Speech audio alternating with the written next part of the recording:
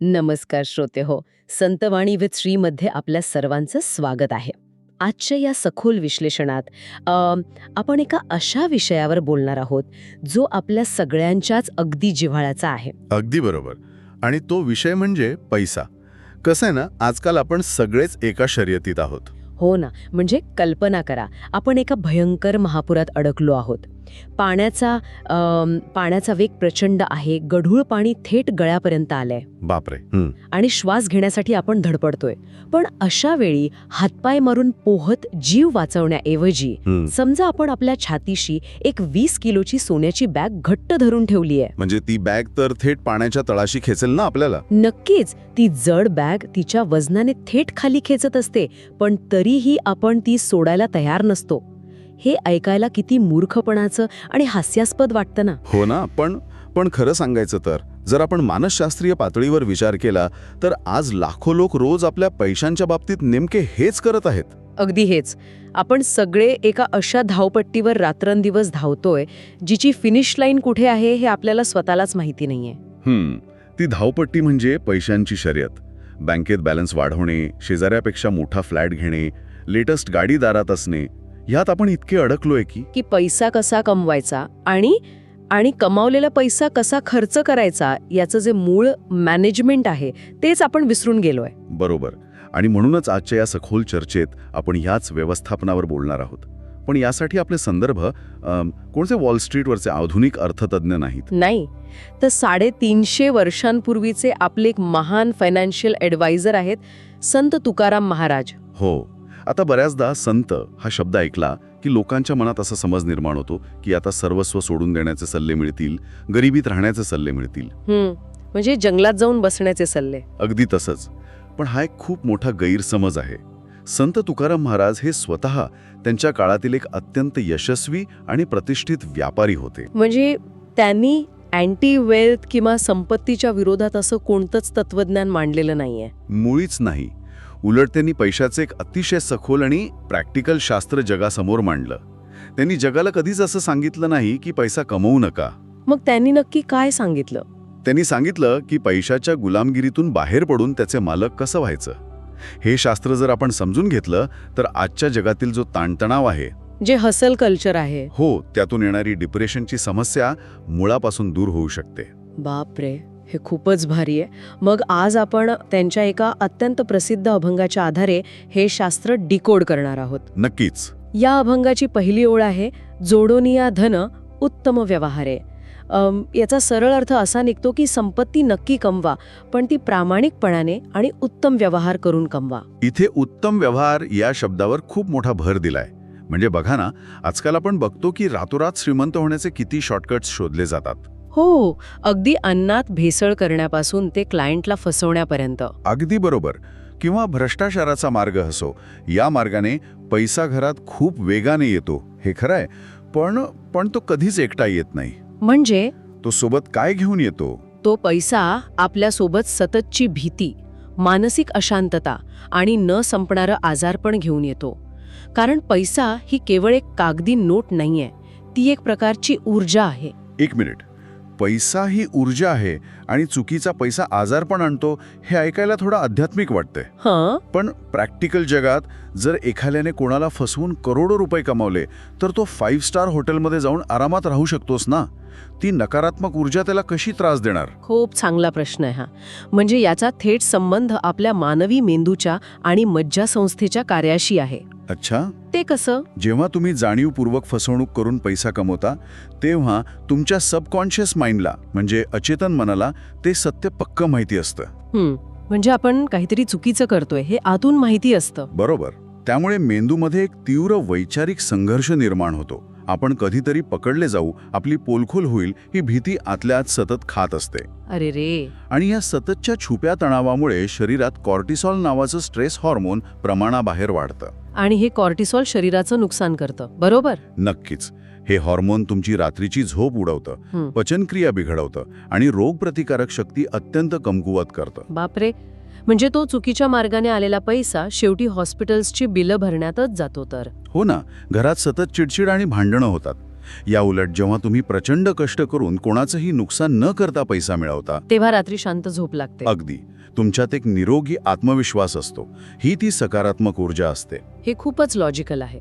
आता आपण या अभंगाच्या पुढच्या आणि मला वाटतं सर्वात कठीण भागाकडे येऊया. सांगा. दुसरी ओळ आहे, उदास विचारे वेचकरी. आता मला सांगा, आजच्या या इंस्टाग्रामच्या युगात जिथे सतत शो ऑफ चालतो, तिथे पैशाच्या बाबतीत उदास राहणं कसं शक्य आहे? म्हणजे उदास राहणं म्हणजे काय? सतत रडत दुःखी होऊन खर्च करायचा का? नाही, अजिबात नाही. इथे संतांच्या परिभाषेत उदास या शब्दाचा अर्थ दुःखी असा होतच नाही. त्याचा अर्थ आहे उदासीन किंवा अलिप्त. अलिप्त म्हणजे इंग्रजी ज्याला आपण डिटॅचमेंट म्हणतो. अगदी बरोबर. म्हणजे पैसा खर्च करताना त्या पैसाचा मोह किंवा त्यातून येणारा अहंकार आपल्या मनाला चिकटता कामा नये. याला एखादी उपमा देऊन समजावता येईल का? कारण हे अलिप्त राहणं प्रॅक्टिकली समजायला थोडं कठीण जातं. आपण अन्नाचं उदाहरण घेऊया. जेव्हा आपण एखादा उत्तम स्वयंपाक बनवतो, तेव्हा भाजी निवडण्यापासून ते मसाले टाकण्यापर्यंत आपण खूप मेहनत घेतो. हो, ती मेहनत म्हणजे उत्तम व्यवहार. बरोबर. पण जेव्हा आपण ते अन्न प्रत्यक्ष खातो, तेव्हा ते केवळ शरीराचं पोषण करण्यासाठीच खायचं असतं. जर आपण हव्याचा पोटी प्रमाणात बाहेर खाल्लं, तर तेच अन्न आजार बनून शरीरात साठतं. अगदी तसंच पैशाचं आहे. कमावताना पूर्ण क्षमतेने आणि कष्टाने कमवा, पण खर्च करताना केवळ आपली गरज भागवण्यासाठी अत्यंत अलिप्तपणे खर्च करा, दिखाव्यासाठी नाही. म्हणजे केवळ शेजाऱ्याने मोठी गाडी घेतली म्हणून मी कर्ज काढून त्याहून मोठी गाडी दारात उभी करणं, हे अलिप्तपणाच्या पूर्ण विरोधात आहे. तो उदास विचार नाहीच आहे, तो निव्वळ अहंकार आहे. आणि हा अहंकार माणसाला कसा खाईत ढकलतो हे समजून घेण्यासाठी या विश्लेषणाच्या मूळ स्रोतात एक अतिशय सुंदर कथा दिली आहे. कोणती कथा? पश्चिम महाराष्ट्रातील एका धान्य बाजारातल्या दोन लहानपणीच्या मित्रांची गोष्ट आहे. आपण त्यांना सूर्यकांत आणि चंद्रकांत म्हणूया. ओके. एकाच मार्केटमधले दोन व्यापारी. मला खात्री आहे यातल्या एकाने शॉर्टकट नक्कीच मारला असेल. हो. सूर्यकांत अत्यंत महत्वाकांक्षी होता. त्याला लवकरात लवकर श्रीमंत व्हायचं होतं आणि त्यासाठी त्याने आपला उत्तम व्यवहार बाजूला ठेवला. त्याने काय केलं? तो शेतकऱ्यांकडून धान्य घेताना वजनात फसवणूक करू लागला आणि ग्राहकांना विकताना धान्यात खडे मिसळू लागला. अरे रे, म्हणजे दोन्ही बाजूंनी फसवणूक. हो. आणि यातून त्याने वेगाने अमाप संपत्ती कमवली. शहरात मोठा बंगला बांधला, महागड्या गाड्या घेतल्या. त्याचा अहंकार इतका वाढला की तो म्हणायचा, पैशापुढे जग झुकतं. बापरे. आणि चंद्रकांत? तो या शर्यत मागे पडला असेल ना? चंद्रकांतने संतांचा मार्ग कधीच सोडला नाही. तो शेतकऱ्यांना योग्य दाम द्यायचा आणि शुद्ध धान्य विकायचा. त्याचा नफा कमी होता, घर छोटं होतं, पण त्याला शांत झोप लागायची. पण इथे मला एक वेगळा दृष्टिकोन मांडावासा वाटतो. जर आजच्या जगाच्या नजरेतून पाहिलं तर समाज सूर्यकांतालाच यशस्वी मानतो ना? हो, ते आहे. चंद्रकांतसारख्या प्रामाणिक माणसाला लोक तू मागे राहिलास किंवा तुला प्रॅक्टिकल जगता येत नाही असे तोमडे मारतात. हे समाजाचं कडू वास्तव आहे. आपला समाज शॉर्ट टर्म गेनला खूप लवकर भुलतो. सूर्यकांत ही चंद्रकांतची खिल्ली म्हणवायचा. मग चंद्रकांत काय म्हणायचा?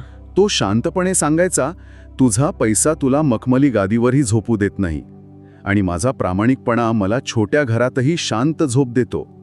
क्या बात आहे. खरा संघर्ष अल्पकालीन यश आणि दीर्घकालीन मानसिक शांतता यांत आहे. कारण निसर्गाचा एक नियम आहे, जेव्हा निसर्ग हिशोब मागतो ना, तेव्हा तो व्याज सकट मागतो. अगदी. आणि या कथेतील तो निसर्गाचा न्याय खरोखरच अंगावर काटा आणणारा आहे. 10 वर्ष उलटली होती. जुलै महिन्याचे दिवस होते. शहरात असा भयानक पाऊस सुरू झाला जो 100 वर्षात कोणी पाहिला नव्हता. आणि अचानक मध्यरात्री एक अत्यंत धडकी भरवणारी बातमी आली. काय? धरणाचे दरवाजे उघडण्यात आले होते आणि संपूर्ण शहरात महापूर आला. अरे देवा.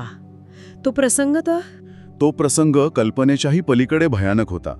मध्यरात्रीच्या अंधारात सूर्यकांतच्या बंगल्याच्या तळमजल्यावर अचानक पाण्याचे प्रचंड लोंढे शिरू लागले. बापरे. पाणी वेगाने वरच्या मजल्याकडे सरकत होतं. जीव वाचवण्यासाठी सूर्यकांत, त्याची पत्नी आणि मुलं अंधारात चाचपडत गच्चीवर जाऊन उभे राहिले. पावसाचा जोर, तो रौद्र आवाज आणि अशा त्या जीवघेण्या क्षणी सूर्यकांतची अवस्था काय होती? त्याने वेड्यासारखी तिजोरी फोडली होती. त्या अंधारात त्याने लाखो रुपयांचे बंडल्स आणि सोन्याचे दागिने एका मोठ्या जड बॅगेत कोंबले. अरे रे. त्या गोठवणाऱ्या थंडीत त्याचं कुटुंब भीतीने थरथर कापत होतं. मुलं रडत होती, पण सूर्यकांतने ती करोडो रुपयांची जड बॅग आपल्या छातीशी घट्ट धरून ठेवली होती. विचार करा, किती मोठी विडंबना आहे ही. तो माणूस त्या क्षणी करोडपती होता, पण तो पैसा त्या अंधारात कुडकुडणाऱ्या त्याच्या स्वतःच्या मुलांना एक कप गरम चहा देऊ शकत नव्हता. बरोबर.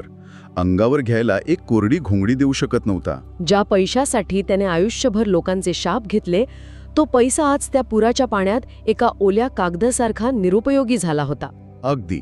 त्याचा पैशापुढे जग झुकतं हा अहंकार पूर्णपणे मोडून पडला होता. आणि दुसऱ्या दिवशी सकाळी बचाव कार्य सुरू झालं. एका NDRFच्या बोटीचा आवाज आला. ती बोट बंगल्याजवळ आली आणि त्या बोटीवर जो माणूस उभा होता त्याला पाहून सूर्यकांतला मोठा धक्का बसला. चंद्रकांत होता का तो? होय. चंद्रकांतचं घर उंचावर असल्यामुळे तो सुरक्षित होता आणि त्याने स्वतःचा सर्व प्रामाणिक पैसा काढून गरिबांसाठी अन्नाची व्यवस्था केली होती. बापरे. आणि स्वतः जीव धोक्यात घालून तो लोकांना वाचवायला आला होता. हो. बोट जेव्हा गच्चीला लागली तेव्हा घाईघाईने सूर्यकांतची पत्नी आणि मुले बोटीत उतरली. मग सूर्यकांत ती पैशांची जड बॅग उचलून बोटीत पाऊल ठेवणार आणि इतक्यात जवानाने त्याला अडवलं. तो ओरडून म्हणाला, बोटीत आधीच वजन जास्त आहे, तुम्ही ती जड बॅग घेऊन आलात तर बोट उलटेल, ती बॅग तिथेच फेकून द्या. अरे बापरे. विचार करा त्या माणसाच्या मानसिक अवस्थेचा. आयुष्यभर लोकांची फसवणूक करून कमावलेली ती पापाची संपत्ती अशी सोडून देणं ते मरणप्राय वेदना देणारं होतं त्याच्यासाठी. तो बॅग सोडायला तयारच नव्हता. पण मग चंद्रकांताने काय केलं? चंद्रकांताने कठोरपणे समजावलं की इथे जीव महत्वाचा आहे. अत्यंत नाईलाजाने ढसाढसा रडत सूर्यकांताने ती करोडो रुपयांची बॅग त्या गच्चीवरच टाकून दिली. हाच तो क्षण ज्याची मी सुरुवातीला उपमा दिली होती. बुडताना गळ्यातील सोन्याच्या साखळीला घट्ट धरून ठेवणारा माणूस. ती बॅग म्हणजे पैसा नव्हता, तो सूर्यकांताचा अहंकार होता. अगदी अचूक उपमा आहे. त्या पुरात फक्त सूर्यकांताचा पैसा नाही तर त्याचा अहंकार काळ्यामचा धुवून निघाला. पैशाची खरी ताकद बँक बॅलन्समध्ये नसते, ती नीतिमत्तेत असते. आणि सुरक्षित छावणीत पोहोचल्यावर काय झालं? चंद्रकांताने जेव्हा स्वतःच्या हाताने बनवलेलं गरम अन्न सूर्यकांताला दिलं तेव्हा तो त्याच्या पाया पडून ढसाढसा रडला. त्याला जाणवलं की चंद्रकांताच्या पैशात माणुसकी होती आणि त्याच्या पैशात फक्त अहंकार. आपण नक्की कोणत्या मार्गावर आहोत, सूर्यकांताच्या की चंद्रकांताच्या? म्हणजे हा खरोखरच विचार करण्यासारखा प्रश्न आहे. हो ना. इथेच तुकाराम महाराजांच्या अभंगातील शेवटची ओळ आठवते, उत्तमची गती तो एक पावेल. म्हणजे ज्याचा व्यवहार उत्तम आहे आणि जो खर्च करताना अलिप्त आहे त्यालाच खरी शांती मिळते. आणि याचा आजच्या काळातील उत्तम उदाहरण म्हणजे श्री रतन टाटा. हो, अगदी बरोबर. त्यांनी अब्जावधी रुपये कमावले पण पूर्णपणे उत्तम व्यवहाराने. आणि खर्च कसे केले? टाटा ट्रस्टच्या माध्यमातून उदास विचारे म्हणजेच अलिप्त भावनेने समाजाला दान केले. म्हणूनच संपूर्ण देशाचा आदर त्यांना मिळाला. पण मग हे सगळं ऐकल्यावर एक प्रश्न पडतो. कोणता? आपण आपल्या पुढच्या पिढीसाठी, मुलांसाठी खूप संपत्ती मागे ठेवून जाळ्याच्या शर्यतीत असतो. मग ह्या तत्वज्ञानाचा अर्थ असा होतो का की आपण संपत्ती साठवूच नये? इथे संतांचा उद्देश संपत्ती मागे ठेवू नका असा अजिबात नाहीये. मुद्दा हा आहे की मुलांना कोट्यावधींची तयार प्रॉपर्टी देण्यापेक्षा त्यांना कष्ट करून आणि प्रामाणिकपणे कमवण्याची शिकवण देणं जास्त महत्वाचं आहे. कारण बेईमानीचा पैसा पुरात वाहून जातो, पण प्रामाणिकपणाची शिदोरी पिढ्यानपिढ्या पुरते. पैसा आपला नोकर असला पाहिजे, मालक नाही. अगदी 100% खरं. जो पैसा कमवायचा तो उत्तम व्यवहाराने कमवावा आणि अलिप्तपणे समाजासाठी खर्च करण्याची सवय ठेवावी. हो ना. आजच्या या सखोल विश्लेषणाच्या शेवटी आपण सर्वांनी एका गोष्टीवर विचार करण्याची गरज आहे. जर आपण कमवलेल्या पैशात तो मिळवतानाची भावना आणि ऊर्जा साठलेली असते तर आज आपल्या स्वतःच्या बँक खात्यात नेमकी कोणती ऊर्जा साठलेली आहे? ती ऊर्जा भविष्यात आपल्याला शांतता देईल की वादळे निर्माण करेल? यावर नक्की विचार करा. याच प्रश्नासोबत आपण आजचे हे सखोल विश्लेषण येथेच थांबवत आहोत. पुन्हा भेटूया एका नवीन विषयासोबत. तोपर्यंत स्वतःला बुडण्यापासून वाचवा. धन्यवाद. रामकृष्ण हरी. आणि हो, असेच संतांचे विचार आणि कथा ऐकण्यासाठी आपल्या चॅनलला नक्की सबस्क्राईब करा, इतरांना शेअर करा आणि लाईक करा. रामकृष्ण हरी.